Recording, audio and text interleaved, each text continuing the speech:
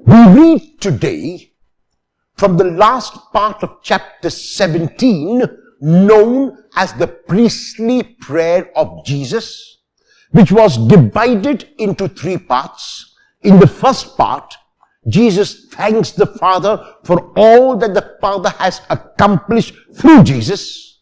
In the second part, he prays for perseverance on the part of the disciples. And in the third part, that is the verses of today, verses 20 to 26, Jesus prays for those who will believe because of the disciples' proclamation.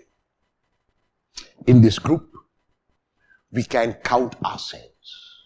We are those who traditionally have flown from what the disciples have proclaimed.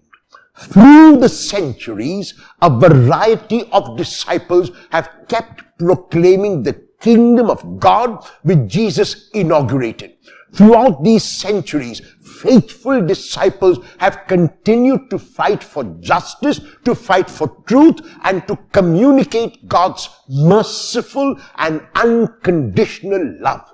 It is those disciples over the centuries whom we thank today. It is Jesus who prayed for strength for those who will believe because of the disciples' teaching and the tradition of the church that has been so vibrant that we thank God for today. Today, however, 2,000 years later, we are those disciples whom the Lord prays for.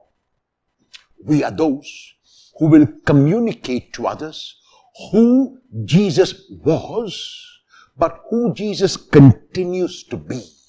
Because our God is not a God of the past. Our God is not a God of the future. Our God is a God of the now. And this is the Jesus we proclaim. A Jesus who does not restrict himself. A Jesus who is not exclusive. A Jesus who is not parochial, a Jesus who reaches out to every single person in unconditional love.